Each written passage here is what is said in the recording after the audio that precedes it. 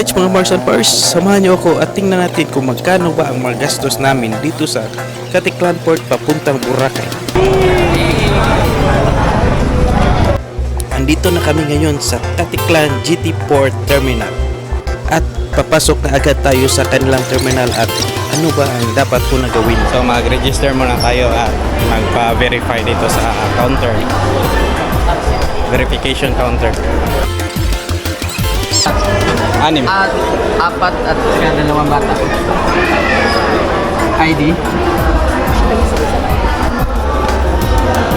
Yung kailangan ay ID. At hinahanapan kami lahat ng ID for verification purposes. 9 years old and 2 years old.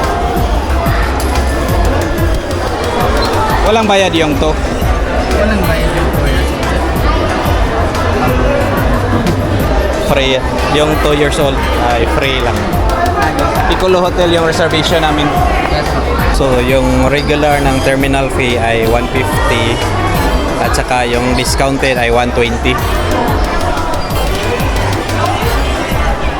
So ipakita ko sa inyo yung taripa nila dito.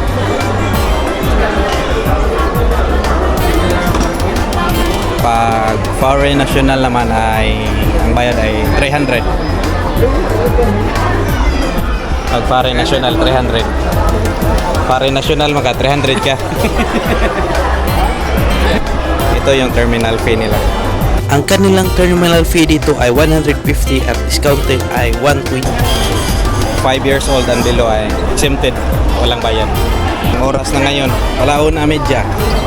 Gano'n lahat? 720. Okay. Sakto yung kwintada. 20 pesos.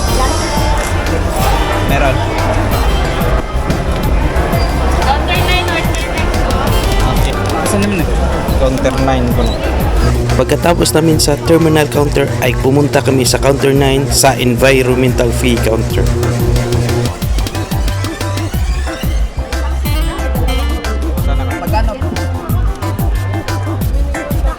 At inahanapan kami ng verification slip. Doon makikita ang pangalan at edad namin. Ito yung environmental fee nila pag foreign national ay 300, pag local tourist ay 150, pag local tourist with discounts ay 120. Iba yung terminal fee at saka environmental fee. So mga Mars and Pars, pagdating mo dito sa Caticlan Port, una mong gawin ay magbayad ka muna ng terminal fee. Pagkatapos ng terminal fee, environmental fee na naman. So ito yung port nila. Ito yung loob ng Caticlan GT Port Terminal.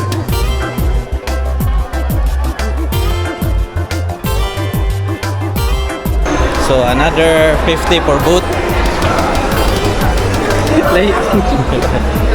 So another 50 for boat. Iba yung terminal fee, iba yung environmental fee at saka boat fee. Ito lahat eh. Sa amin lahat. Bali 5. Ang 6 yung maliit. Maliit. Sulatan nyo na lang sir, go tickets nyo na. Salamat po. Okay. Pa-table na lang sir, 1. Fill up ng pangalan. Bawat ticket ay susulatan mo ng pangalan.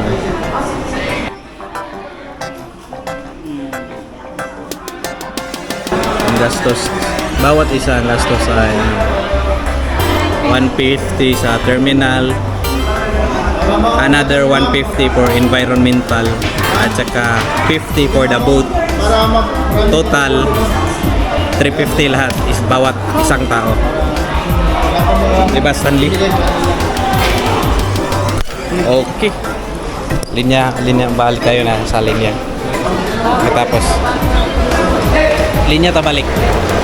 At binigay namin lahat yung ticket sa ticket booth at binigyan nila kami ng ticket card na may pangalang bangka. Sa dulo. So sa dulo. So ito yung pambot patungo na Boracay. Depende, may 80 packs, may 60 packs. Depende sa laki ng tambol. Bawat tao. Ha? San Andre. San Andre, hara. So, yung ticket namin ay San Andre. So, San Andre din ang pambot ang sasakyan namin.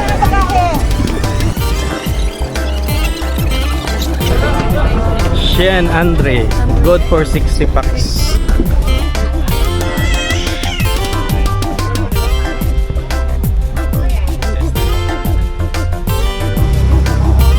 Amarsan Parsay, pakita ko sa inyo yung cruise ship na nabisita dito sa Boracay.